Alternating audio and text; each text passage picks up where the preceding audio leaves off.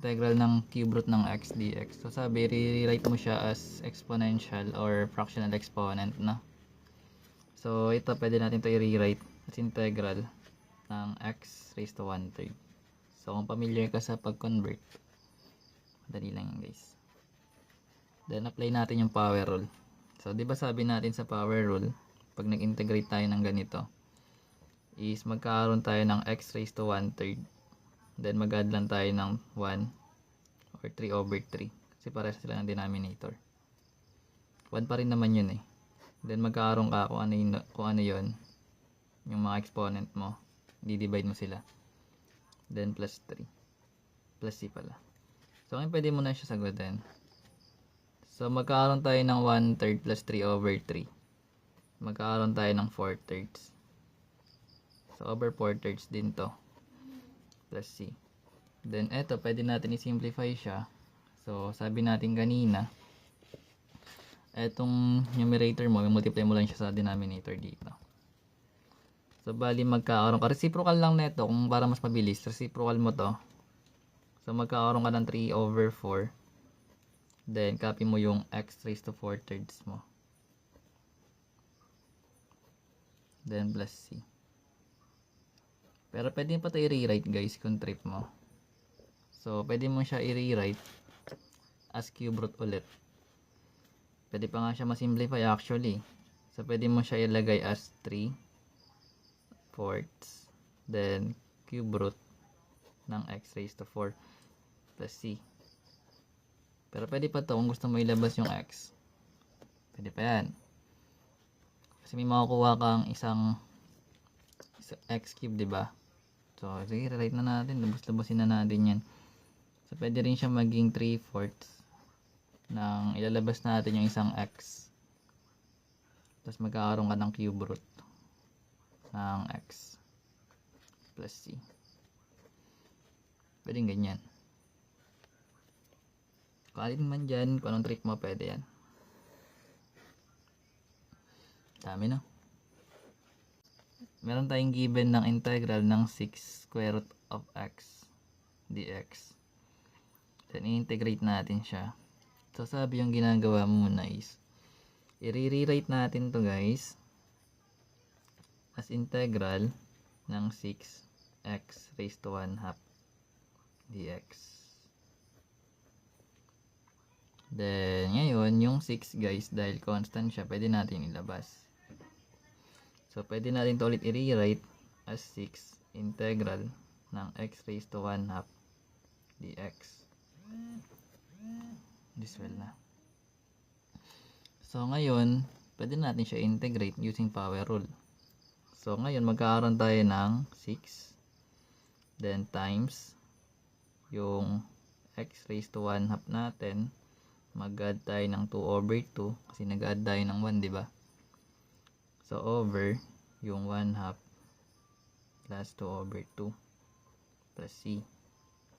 So ngayon kung meron kang 1/2 plus 2/2, that is magiging 3/2.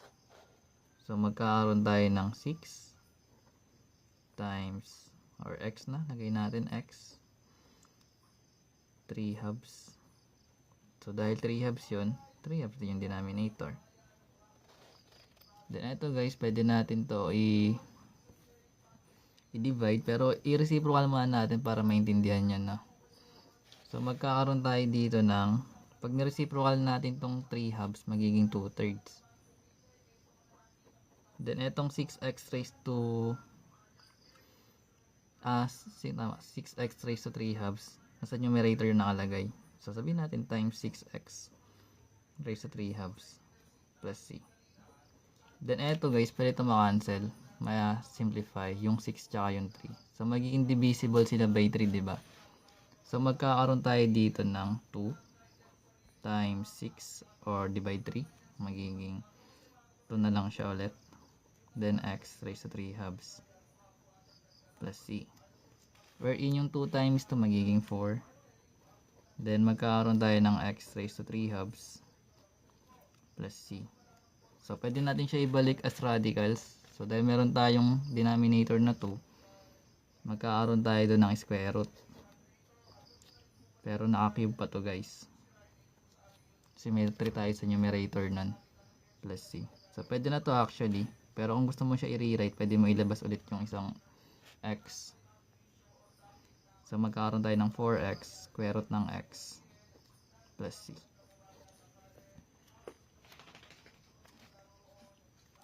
Ayan, yeah. Step by steppings. So meron tayo guys given na integral ng 1 over square root of x dx. So i-rewrite muna natin siya as fractional exponent na.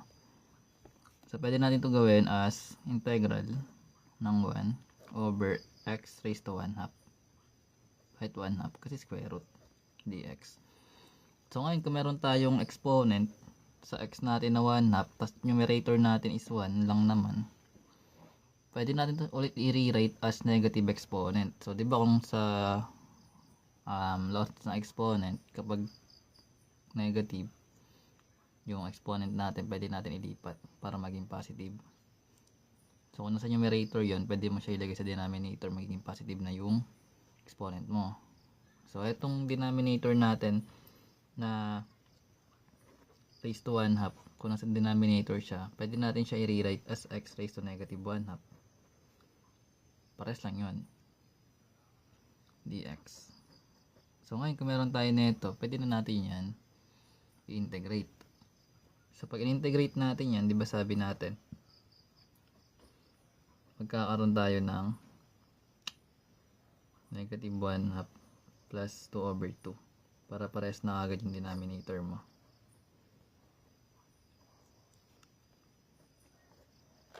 So ngayon, yung negative 1 half plus 2 over 2 natin, magiging 1 half yon. So magkakaroon tayo ng x raised to 1 half over 1 half din dito plus c. So reciprocal lang na ito, magiging 2. Tapos copy natin yung numerator na 1 half x raised to 1 half plus c natin. And pwede na natin yan ibalik as square root. So magkakaroon tayo ng 2. Remember yung 1 half natin, naka raised to x lang yun. So hindi kasama sa loob ng square root si 2. So plus c. Ganun siya ginagawa. That's yun.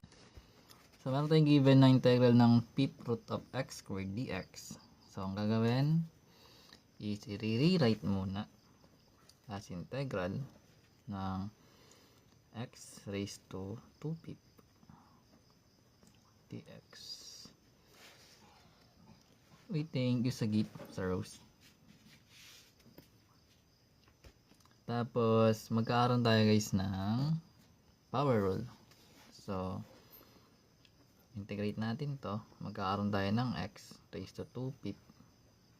So dahil 5 yung denominator natin, mag-add tayo ng 5 over 5 kasi 1 din yun, over yung 2 pip plus 5 over 5 para hindi ka na mahirapan. So kung ano yung denominator mo, magka plus 1 ka lang, i-copy mo lang sa numerator denominator.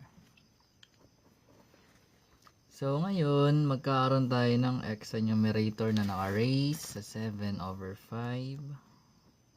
So dahil 7 over 5 yun, 7 over 5 din to plus c. So reciprocal mo lang yung denominator mo, magkakaroon tayo ng 5 over 7, then copy mo yung x raised to 7 over 5 plus c. Then pwede mo na yun ilagay. Ito yung Sir AJ. So pwede mo na to i-rewrite guys as 5 over 7 ng 5th root ng x raised to 7 plus c. Or pwede mo rin siya ulit ilabas as 5 over 7. Ilalabas natin yung isang x. Then 5th root ng x squared. Kahit rin dito pwede. Then yung plus c natin. So ganun siya ginagawa. Basta hindi ka nalilito sa paglabas ng mga exponent sa radical sign. Hindi mo ito naintindihan guys na radicals. Meron yan sa YT. Meron tayong given na integral ng 4 over cube root of x dx. So, pag ganito guys, pwede rin siyang 4dx over cube root ng x. Pares lang yan. So, ngayon, i-rewrite muna natin as fractional exponent yung denominator. So, magkaroon tayo ng 4 over yung cube root magiging x raised to 1/3 yun, diba? Then yung dx natin. So, meron tayong ganyan guys. Pwede natin iangat yung denominator. Magkakaroon tayo doon ulit pag nire-rate natin ng 4x raised to negative 1/3 dx. Sundan. So, ngayon pwede na natin yan i-integrate. Or, rewrite muna natin siya. Labas natin yung 4 sa radical sa integral sign. Then, magkakaroon tayo ng x raised to negative 1/3 dx. Then, apply na natin yung power rule. So, magkakaroon tayo doon ng 4 times yung x raised to negative 1/3 mo plus 3 over 3 kasi nag-add tayo ng 1, diba? Over yung negative 1/3 plus 3 over 3 plus c. Then, yun. Ano ba yung negative 1/3 plus 3 over 3? So, magkakaroon tayo doon ng x raised to 2/3. So, dahil 2/3 over 2/3 din dito. Basta, ganyan yung tsura niya. Plus c. Then, reciprocal mo to para hindi ka mahirapan. So, magkakaroon tayo ng 4 times yung 2/3 magiging 3 halves. Tapos, lagay mo yung x raised to 2/3 natin plus c. So, ngayon, ito pwede yung masimplify yung 4 tsaka 2. Divisible yan by 2. So, pag in-eliminate mo to magiging 2 to. Ito magiging 1. So, yung 2 times 3 magiging 6. Cancel yun, no? So, balikan to siya pag inana mo. So, diyan meron 4 times 3 halves. So, ito may eliminate. Magiging 2 tsaka 1. So, magiging 2 times 3 magiging 6. Anyways. So, yun. Magkakaroon tayo ng 6x then 2/3 plus c. So, pwede mo siya i-rewrite ulit as 6. Remember yung 2/3 natin naka-x lang. So, magiging cube root siya ng x squared plus c. So, ito yung sagot natin.